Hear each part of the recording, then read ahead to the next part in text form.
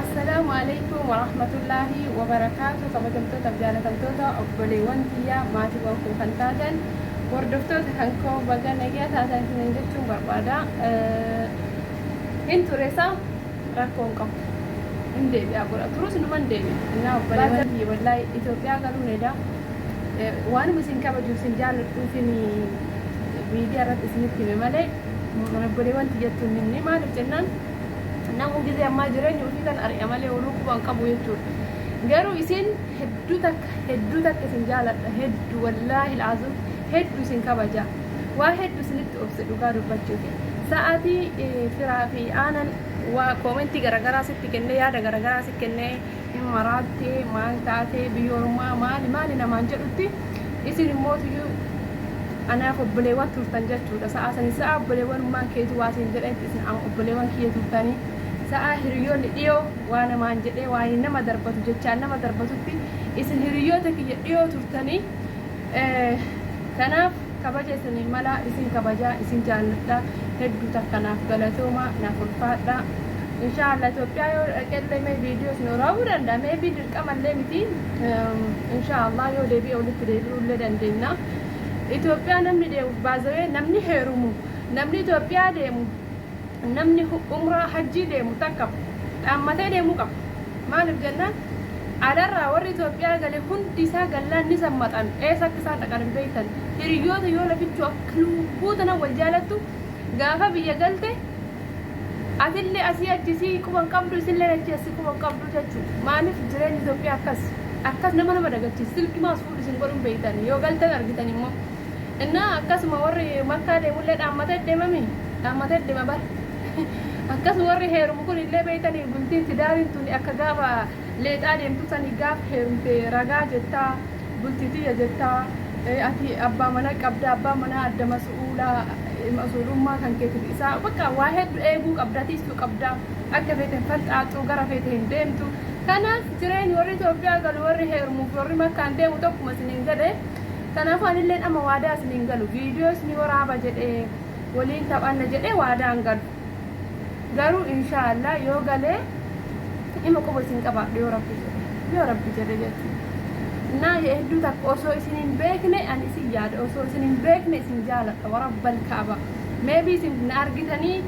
gariin na jibbitanii waan anaa sun kana gariin jibbitanii akkaataa fi gariin jibbitanii gariin na jaalatan isaa isin argitanii isaa angaruu osoo isiniin argin hunda keessan maatii tiktook kiyyaa maatii yuutuubii kiyyaa wallaahi billaahi akka obboleewwan tiyyaatti isin jaaladha akka obboleewwan tiyyaatti isin jaaladha hedduu takka waan obboleewwan tiyyarraa dhoysu fidii isaanitti mina godhaa jechuudha. Osoo nama argin nama jaallatu wanti caalu hin jiru. Kanaaf inshaallah waan dhaammatta yoo qabaattan koomenti jalatti dhaammadhaa. Viidiyoo lammataa akka gallakkisu inshaallah Itoophiyaa ta'eeti baqa hin guuttu jireenyi biyya ormaa obboleewwan tiyya. Gaafa biyyaa bahu hiriyoonni qoqqoodha qaban hedduu hin jira yuutuubii kanarra ardiin tun na golgolooftee turte kan miidiyaarra bahee jechuudha. Kaayyoodha jedhee kaayyootiiyya jedhee kaayyoo biyyaa na baasa jedhee osoo boohu osoo hirqifadhu maal jedhe na sosobaa turan jechuudha. Maaliif waa hedduu yaadee garuu immoo kaayyoon na jirti. Gin har'a tirfiin kiyya yaada yoo ta'e malee tirfiin kiyya gabrummaa yoo ta'e malee maqaa yoo ta'e malee haqatti kaayyoon jijjiirame hin jiru. Ila hin guutti jettanii biyya ormaa tana keessatti umrii keessan fixinaa yoo turtanii jiraattan yoo homuu isiniin guutin galaa deebi'a galtanii deebi'uun isiniif bu'aa guddaa qabu waan hedduu argitan ni jijjiiramtan sammuun keessan hin jijjiirama qalbiin keessan ni jijjiiramti yaadni keessan hin jijjiirama maaliif galtanii waa hunda argitanii yoo deebtan waan biraati miti qaala'insa jireenyaa argitanii deebtan ni jijjiiramtan maatii keessan argitanii yoo deebtan ni jijjiiramtan yoo galtan jechuudha ni galee gin akkanumatti jabruurtaniitumaan ka yaaddan du'ee kun dhalatee isiniin qixxaahee kun callisee fuudhee heerumee hiriyyaan teessan ilmaan meeqa dhaltee ima callistanii jabruurtanii mana ormaa kana keessa yoo teettan wanni isinii siqaa takka illee hin jiru. Waan takka qabda sun illee akka qabne isiniif fakkaata gammachuu wanni jedhama isin keessaa ol ka'a dhuguma bara akkamatti dalazzaltanii teettan kanarra immoo yoo kaatanii galtanii deebitan waan arguu qabdan argitanii jijjiirama jireenya argitanii anoo eessa ka jedhuuf gaafattanii biyya feetan yoo deemtan yoosuu jijjiiramtan dhugaa dubbachuuf atama biyya biraa deemte jijjiiramte naan jechuu dandeessan bataan waan jijjiirame hedduu qaba wallahi galee biyya ormaa deebu biyya lammata biyya kana deebuut waan jijjiirame hedduu qaba ila mataan kiyyaana jijjiirame kala duraan ufuun jaaladhu keessa taree ufuu jibbaa amma yini raasee waddaallo eenyumaa caalaa of jaaladha sin ajaa'ibsiisaa jechuudha kun waan tokko amma of dhageeffadha duraan of hin dhageeffadhu nama gammachiisu fiiguu malee of gammachiisu hin fiigu waan hedduu jijjiirama obboleewwan duraan jecha namaa gocha namaa waan garagaraa dhagaa har'a garuu ila waan takka waa godhuuf deemna illee nama dhaga'u hin godha jennaan godhe hin dhiise jennaan dhiise faqa uf taata yoo galtee jireenya biyya argitee waan tokko waan jireenya keetti argitee deebitee jechuudha kana waan ta'eef biyya ormaa keessatti hin rakkatina bal'ina feetar yoo jiraatte ati birri makan kee biyya jiru baay'ee sanuu kan furmaatitti godhuu dandeettu yoo galtee biyya laaltee deebite birrilleen haa ta'u baankiin galii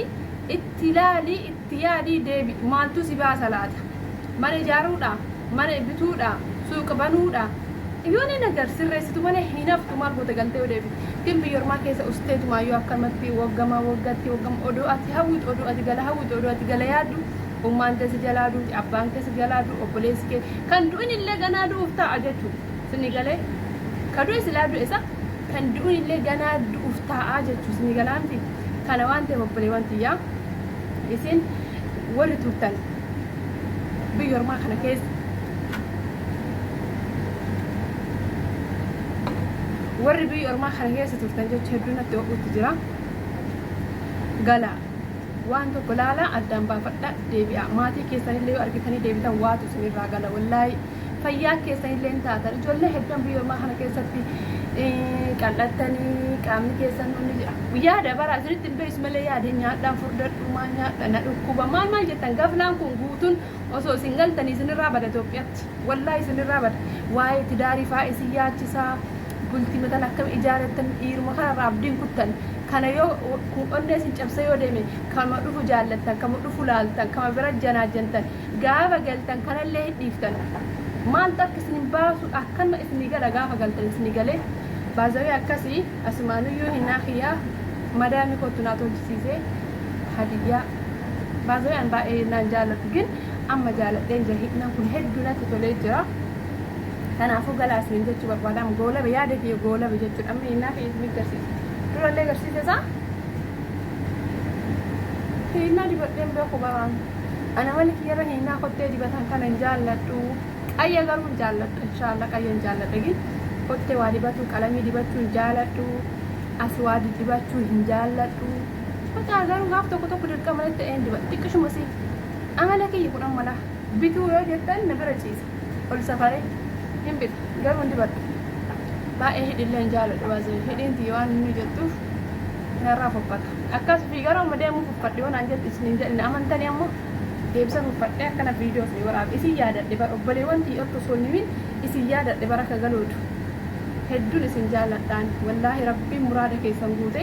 nagayaan faamilii keessan isin hagachu hunda keessan ka ilmoorraa fagaattan ka maatirraa fagaattan wallaahi ka ilmoorraa fagaat ilmoo isaa yaadaa ka maatirraa fagaat maatii isaa yaadaa ka abbaa manaarraa fagaat akkasuma kun azallu addaan baasee jira abshira rabbiin onnee keessan cabdallee isin haa fayyisu rabbiin ilmaan keessan biraa baatan ittillee isin haa deebisu rabbiin ummaa keessan abbaa keessan biraa baatan ittillee isin haa deebisu guututti obboleewwan keessan rabbi walitti isin haa deebisu obboleewwan tiyyaa rabbiin muraada keessan haa gahu waan isin yaaddan guutu rabbiin isiniif haa guutu anis hedduu takka isin jaalladha naa guuttee galaa jira osoo hin taane yaada dadhabe yaada